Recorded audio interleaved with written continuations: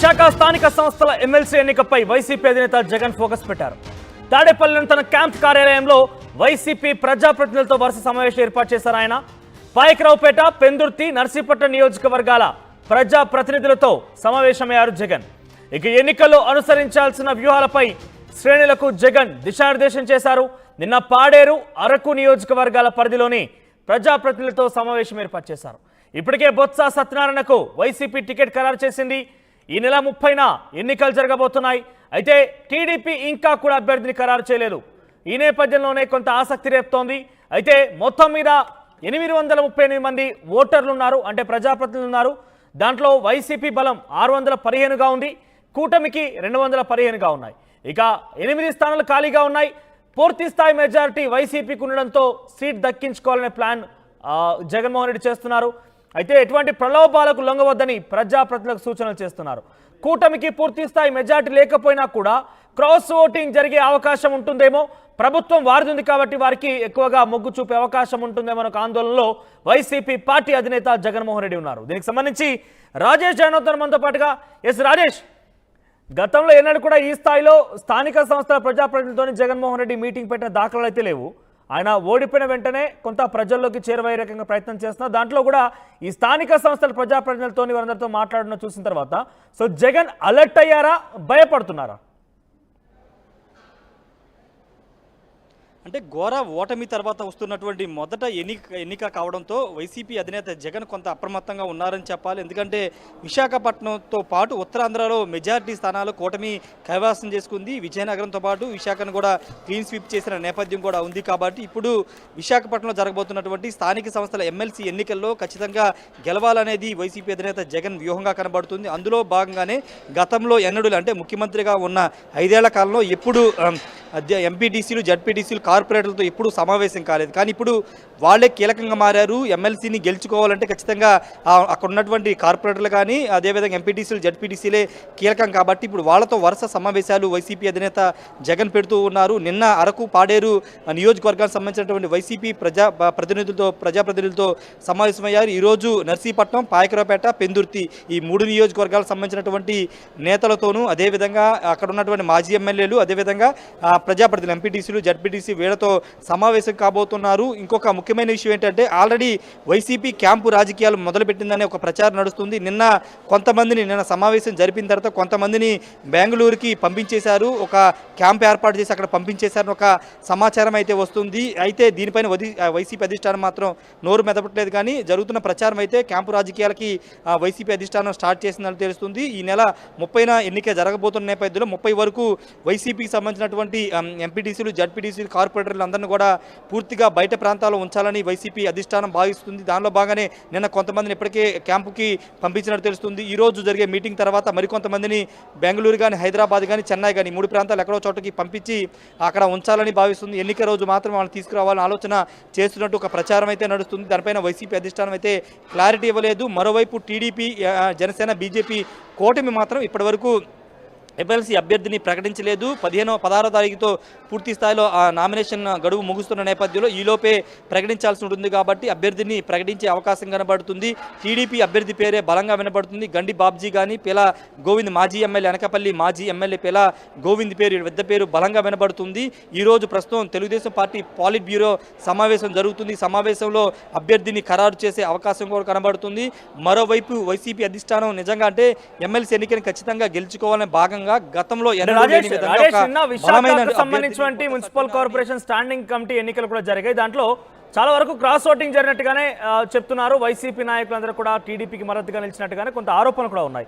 ఇదే స్థాయిలో ఇక్కడ స్థానిక సంస్థల ఎమ్మెల్సీ ఉప ఎన్నికలో కూడా క్రాస్ ఓటింగ్ జరిగే అవకాశం ఉందా? ఎందుకంటే ఇప్పుడు ప్రభుత్వం మారింది, కూటమి ప్రభుత్వం అధికారంలో ఉంది. కాబట్టి వైసీపీ స్థానిక సంస్థల ప్రజాప్రతినిధులు టీడీపీ లేదా జనసేన, బీజేపీ పార్టీలోకి వెళ్ళి క్రాస్ ఓటింగ్ చేసే అవకాశం లేదంటారా? ఖచ్చితంగా ఉంటుంది. అందుకే వైసీపీ క్యాంపు రాజకీయాలు చేస్తున్నట్టుగా టాక్ నడుస్తుంది.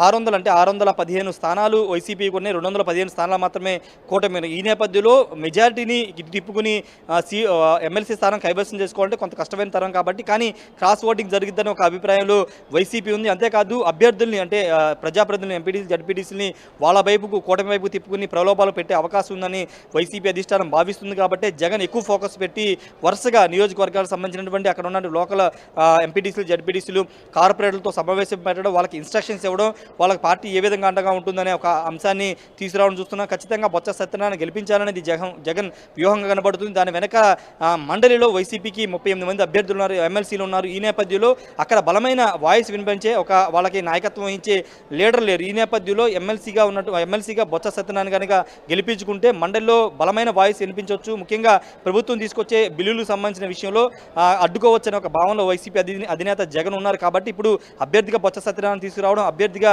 బొత్స సత్యనారాయణ గెలిపించుకోవాలనే వ్యూహంలో జగన్ ఉన్నట్టు తెలుస్తుంది. అభ్యర్థిగా ఉన్నారు. ఆయన మాజీ మంత్రి జగన్ ఏకంగా రంగంలోకి దిగి ఇప్పటికే కొన్ని వ్యూహాలు రచిస్తున్నారు. ఉన్నట్టుగా క్యాంప్ రాజకీయాలు కూడా తెరలేపారు. కానీ కూటమి ప్రభుత్వం మాత్రం ఎవరు అభ్యర్థిని ప్రకటించలేరు, ఇంకా కూడా సతమతం అవుతోంది. ఎవరు ప్రయత్నం చేస్తున్నారు అంటే ఎంతమంది ఆశావాహులు ఉన్నారు, వారి ప్రయత్నాలు ముమ్మరం చేశారా, ఏమైనా ప్రయత్నాలు కనబడుతున్నాయా?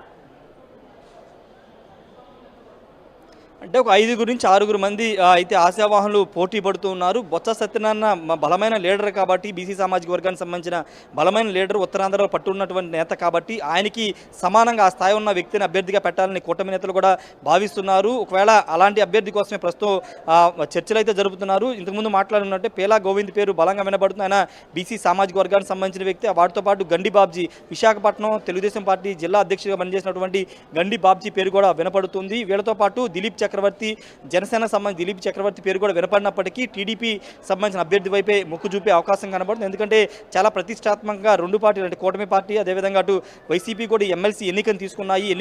ఎన్నికల తర్వాత 2 నెలల తర్వాత జరుగుతున్న మొదటి ఎమ్మెల్సీ ఎన్నిక కాబట్టి గెలిచిన తర్వాత ఖచ్చితంగా ఒకవేళ కూటమి గెలిస్తే కనుక ఆ విజయ పరంపరను కొనసాగించాలని కూటమి భావిస్తుంటే, మరోవైపు ఘోర ఓటమి తర్వాత వచ్చే ఎన్నిక కాబట్టి ఎన్నికల్లో గెలిచి ప్రజల్లో మాకు ఇంకా బలం ఉంది, ప్రజలు మా వైపు ఉన్నారని నిరూపించుకోవాలని వైసీపీ భావిస్తుంది. కాబట్టి ప్రతిష్టాత్మకంగా అన్ని పార్టీలు తీసుకున్నాయి. దానిలో భాగంగానే వైసీపీ అధినేత జగన్ వ్యూహాలను సిద్ధం చేస్తూ వరుసగా సమావేశాలు పెడుతున్నారు, క్యాంపు రాజకీయాలు చేస్తున్నారు. కాబట్టి ఈరోజు టీడీపీ పాలిట్ బ్యూరో సమావేశం జరుగుతుంది. కాబట్టి ఈరోజు సమావేశంలో అభ్యర్థి ఎవరైనా దానిపైన నిర్ణయం తీసుకునే అవకాశం కనబడుతుంది. 2-3 రోజుల్లోనే అభ్యర్థి పేరు కూడా ఫైనల్ చేసే అవకాశం కనబడుతుంది. ఇప్పటికే జనసేన పార్టీతో, బీజేపీతో పార్టీతో 2 పార్టీలతో చంద్రబాబు మాట్లాడినట్టు తెలుస్తుంది. మీ అభిప్రాయానికి వదిలేసినట్టు, వాళ్ళు కూడా చంద్రబాబు నిర్ణయానికి వదిలేసినట్టుగా తెలుస్తుంది. ఇప్పుడు చంద్రబాబు నిర్ణయమే అల్టిమేట్గా ఉంటుంది కాబట్టి చంద్రబాబు కూడా నేతల అభిప్రాయాలను తీసుకుని అభ్యర్థి పేరు ఖరారు చేసే అవకాశం కూడా కనబడుతుంది. రాజేష్, అంటే టీడీపీ కూటమి ఏదైతే ప్రస్తుతం అధికారంలో ఉంది కాబట్టి సో వరకు పూర్తి స్థాయి మెజార్టీ లేదు. ఇక్కడ చాలా క్లియర్గా అర్థమవుతోంది. 838 స్థానాలు ఉంటే 8 ఖాళీగా ఉన్నాయి. మరొక మిగిలిన స్థానాల్లో మెజార్టీ స్థానాలు వైసీపీకే ఉన్నాయి. సో స్థానిక సంస్థల ప్రజాప్రతినిధుల్ని కూటమి ప్రభుత్వంలోకి తీసుకొచ్చేందుకు కూటమి ప్రభుత్వం ఎటువంటి ప్రయత్నం చేస్తోంది? దానికి ఏదైనా ప్రత్యేక ప్రణాళిక కానీ రూపొందించు, ఎందుకంటే సార్వత్రిక ఎన్నికల తర్వాత మొదటి ఉప ఎన్నిక ఇది.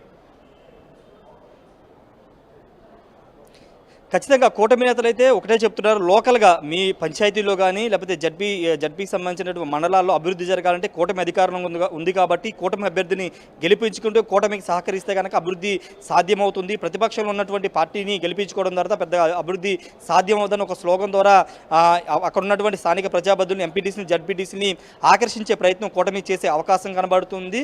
అయితే అభ్యర్థిని ప్రకటించిన తర్వాత మాత్రమే ఈ వ్యూహాలను సిద్ధం చేసే అవకాశం కనబడుతుంది. ఇప్పటికైతే కొంతమంది జనసేన పార్టీలో మొన్న ఒక 5 మంది కార్పొరేటర్, విశాఖ కార్పొరేషన్ పరిధిలోని 5 కార్పొరేటర్లు జనసేనలో చేరారు. అంతకుముందు 15 రోజుల ముందు కొంతమంది టీడీపీలో, కొంతమంది జనసేనలో చేరారు. కాబట్టి పార్టీలో చేరడంతో పాటు బహిరంగంగా అంటే ఆ రోజు ఓటింగ్ జరిగే రోజు క్రాస్ ఓటింగ్ అంటే వైసీపీలో ఉన్న వాళ్ళు కూటమికి ఓటింగ్ వేసేలాగా కూటమి ప్రయత్నాలు కూడా చేసే అవకాశం కనబడుతుంది. వాళ్ళు ఎంచుకునే ప్రధాన మార్గం ఏంటంటే అభివృద్ధి. ఎక్కడ ఉన్నటువంటి స్థానిక నిధులు కేటాయించాలన్నా, అభివృద్ధి జరగాలన్నా ఖచ్చితంగా ప్రభుత్వం అధికారులు ఉంది కాబట్టి కూటమికి ఓటు వేస్తే, కూటమి అభ్యర్థి ఎమ్మెల్సీగా వస్తే విశాఖపట్నంతో పాటు అక్కడ ఉన్నటువంటి పంచాయతీలు, మండలాలు కూడా అభివృద్ధి జరుగుతుంది, నిధులు కేటాయింపు కూడా చేస్తామని ఒక హామీ ఇచ్చే అవకాశం కూడా కనబడుతుంది మనోజ్. రైట్ రాజేష్, సో మొత్తం మీద వైసీపీ పార్టీ ముమ్మరమైంది. ఈ ఎన్నికలు ఎలాగైనా కూడా సీటు దక్కించుకోవడం కోసం ముమ్మరం కృషి చేస్తోంది. ఇప్పటికే నియోజకవర్గాల వారీగా ప్రజాప్రతినిధులతోని భేటీ అవుతున్నారు. ప్రజాప్రతినిధుల సూచన మేరకి ఆయన డెఫినెట్గా దిశానిర్దేశం చేస్తున్నారు. బొత్స సత్యనారాయణ అభ్యర్థిగా ప్రకటించింది వైసీపీ పార్టీ. ఇప్పటికే పెందుర్తి, పాయకరావుపేట నియోజకవర్గాల ప్రజాప్రతినిధులతో భేటీ అయ్యారు. ఇక పాడేరు, అరకు నియోజకవర్గాల పరిధిలోని ప్రజాప్రతినిధులతో కూడా భేటీ అవుతున్నారు. గతంలో ఏనాడు కూడా వైసీపీ అధినేత జగన్మోహన్ రెడ్డి ఈ స్థాయిలో స్థానిక సంస్థల ప్రజాప్రతినిధులతో భేటీ అయిపోయి వారి దిశానిర్దేశం చేయడం కావచ్చు, వారితో ముచ్చటించడం కావచ్చు జరగలేదు. సో ప్రభుత్వం కోల్పోయిన తర్వాత మొట్టమొదటి ఒక ఎమ్మెల్సీ ఉప ఎన్నిక